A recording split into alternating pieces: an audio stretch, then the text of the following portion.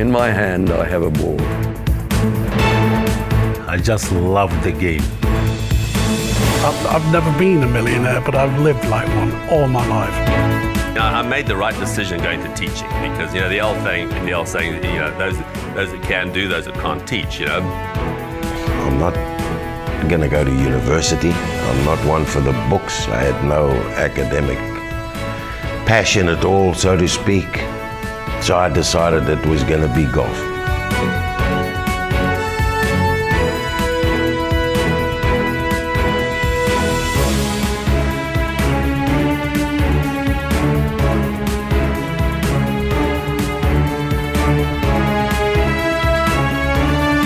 We've obviously heard of all the great champion golfers. Gary Player, Bobby Locke, Harold Henning, Ernie Els and Retief Goosen. But in the Hall of Fame, there is a fellow who got in there because he gave golf rulings. Now that doesn't sound like somebody who should be in the Hall of Fame, but let's just look at his background. He was a player in the 60s, 70s and 80s, but because he was a black man, more often than not, he wasn't allowed to play in tournaments that were predominantly white on the Sunshine Tour. At the end of the 80s, he saw a gap, which was to become a rules official on the Sunshine Tour. Not only has he done that for 25 years, but he's also given rulings at most of the major championships around the world. His name is Theo Manyama. He's got the respect of all players, both here in South Africa and worldwide. And as I said earlier, he's a Hall of Famer. It's great to be able to interview a man that has made golf in South Africa a better game, Theo Manyama. Growing up in Alexander, how did you ever get involved in the game of golf? Well, it was simple, Dale. What happened is all my schoolmates over the weekend, they were gone missing. And then during the week back to school, and I asked them, I said, guys, where do you go to over the weekend? They said, oh, we are caddies. I said, what's a caddy? I said, oh, well, a white man comes in with his car, opens the boot, and he gets this big bag out, and you go to carry that. And all in all, he pays you for rent and a ticket to cash for R1.50. So it sounded quite a lot of money. And I said, well, guys, do you mind if I join you? They said, no, sure. So I started joining them. Was this a big bag full of Norp kiddies? No, well, golf clubs. And I was so young, Dale. I was 12 years of age.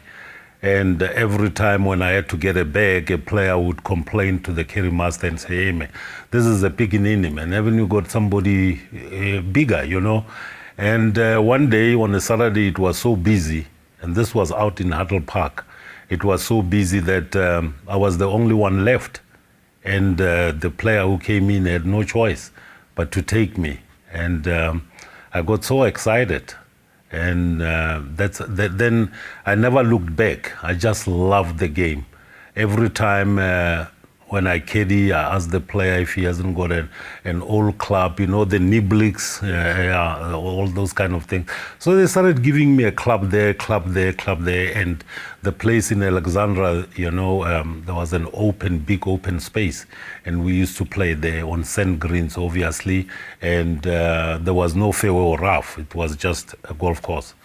Now, you mentioned Huddle Park. Did you caddy at any other golf clubs? No. Only Huddle? Only Huddle until I retired from caddying. So it must do your heart good to see that Huddle's back up and running now. Oh yes, very much so, yeah. The golf course in Alex, now that golf course was there for many years, but closed when? When did that...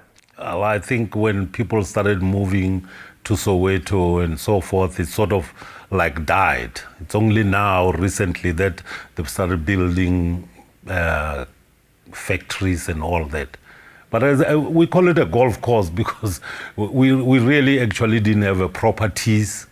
It was just a place where we decide we'll tee from here. And then, as I'm saying, there's no fairway and rough. And then it was just the sand greens. On the green, we had a thing called scraper. Yes. It's a plank, it's like a T-junction thing, And you would flatten the sand from the ball to the hole. and get the sand out of the hole and then go through and then putt. That's how we've played for many years. But you know, Theo, isn't that what the game of golf is all about? You guys probably enjoyed yourselves more then than a lot of people enjoy themselves on some of the most perfectly manicured golf courses. Yeah, well, in any case, Daly's, the truth is we never even thought we'll ever play in a proper laid out golf course, you know. And, you know, what really, when I started loving this game, and the pro there was Eric Moore. I'm sure you remember Eric Moore. I mean, his posture, stance, the swing, it was something out of this world for me.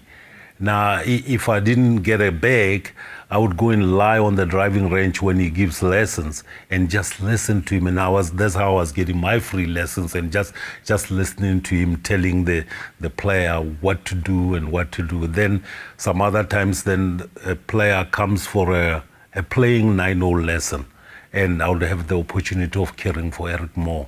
And that's what when I grew up, started really playing, people were surprised at how good I was, but it was all the free lessons I was having from Eric Moore. Because you've got what I think can be described as a classic golf swing. Did that just come from watching other people play? Yeah, well, it was like self-taught, but learning from Eric Moore. As much as I couldn't ask him questions, I just watched what he did, and I wanted. It was like imitate him, yes. And.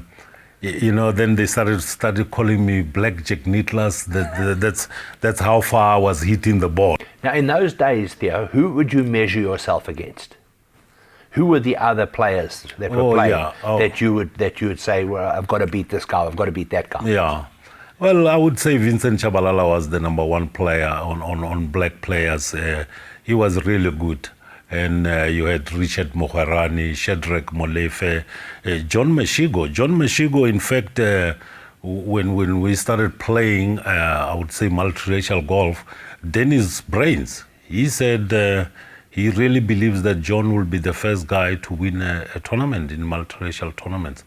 And but obviously Vincent, there was a time when he was touring with Gary Player all over the world, and Gary helped me a lot, you know, in his whole golf swing, putting, chipping, the whole thing.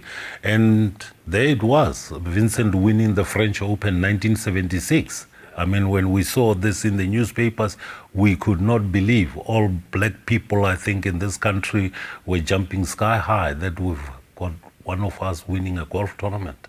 In fact, a few years before that, in 1971 was the very first international golf tournament, and I think the very first international sports event. Brian Henning was running the tour, and he managed to convince the government to allow them to have a tournament where, as long as there were international players, that players of colour from South Africa could enter.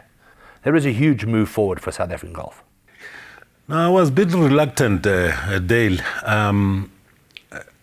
I know about what you are saying, and I only started playing in 1973. Okay. Yeah, you know, I mean, I've been playing golf, but to play, I played my first tournament, funny enough, it was the Alfred Dunhill at Wanderers in 1973. And to my surprise, I don't know, for the first time I became the best black player there. And I was called on the main table. You know, believe it or not, I just hanged around because I played so well. In fact, things change. Today, we do not cancel tournaments, or tournament directors don't cancel tournaments. But in those days, tournament was getting cancelled. And I think you'll remember this because you played there. You know, you were the people I admired so much. You've won in Europe so many times and whatever, led the Order of Merit, and I was there playing with you as much as not playing with you, but I was there. And you know, the last round on Saturday, Bobby Cole shot 30 the front nine, and I had shot 75. I had finished my round, and it came down in buckets, and that round was cancelled. I mean, Bobby Cole was fuming, and I was one of those who were happy. Then I get a restart on Monday. As you can remember, we couldn't play golf tournaments on Sundays. So we had to replay on Monday. And I shot 37-33. So I bettered by 5 shots, and it really moved me up. You know, so I hanged around, as I said, and it came through the mic that, Theo Manyama, would you please come to the main table? And I started scratching my ears. I said, there's something is wrong here. They said, Theo Manyama, will you please come to the main table? Then I realized, no, this is no dream. They're calling me up there. And I went and said, if you can remember, Tom Weiskopf won the tournament. And now it was Tom Weiskopf on my left, Tom Weiskopf, then me, and you know who? Minister of Sport, Pete Korenov. You know, so it's one of the things of my highlight, you know, that I really enjoyed. Well, Pete Korenov, of course, was famous in those days for saying that when he made a law, everybody thought it was a joke. Yes. When he made a joke, everybody thought it was a law. Yeah. Of course, now, maybe a little bit before your time, because I think in the early 70s, it was kind of at the end of his career, was Papua Sagolum. But you must have seen Papua, you must have played with him. He was a wonderful player. Yes, I played with Papua, and the man was really good. When we talk about people of color, when we had those tournaments, you know, where it was blacks, coloreds, Indians only. I mean, he was winning with 10 to 15 shots to a runner-up. That's how good he was. And everybody, when we teed up, we knew everybody is playing for a second place.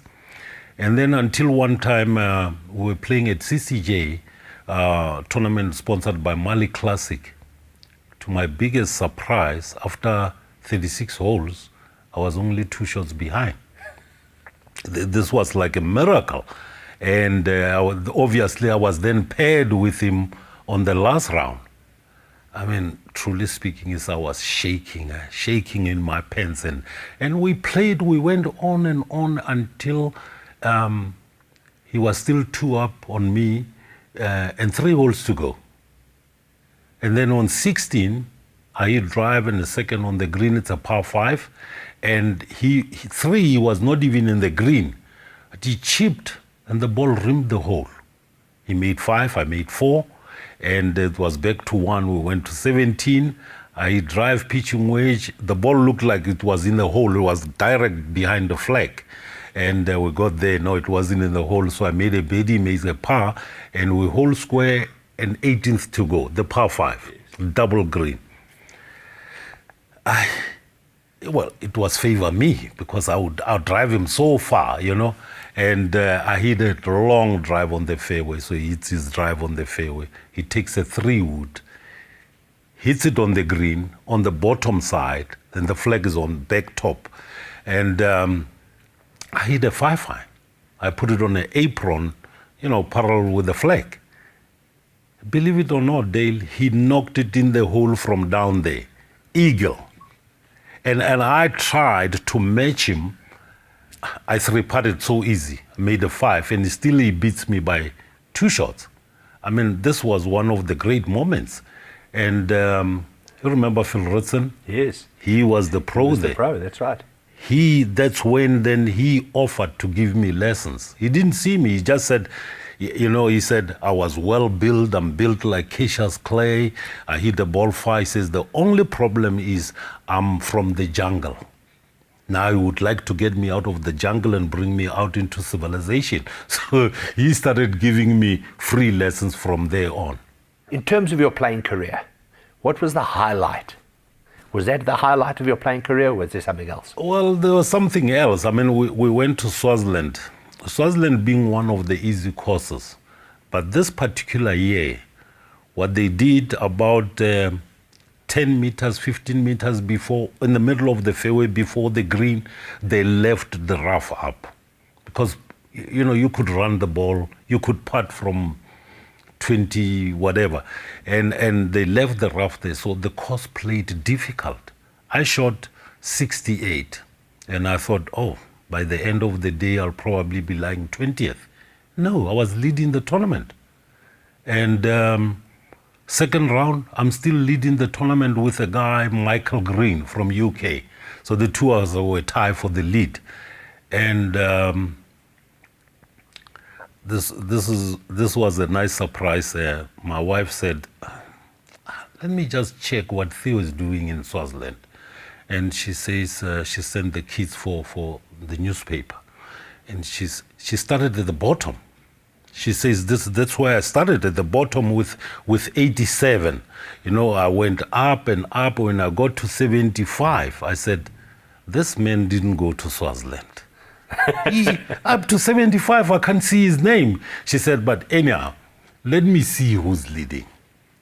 And she says she couldn't believe it.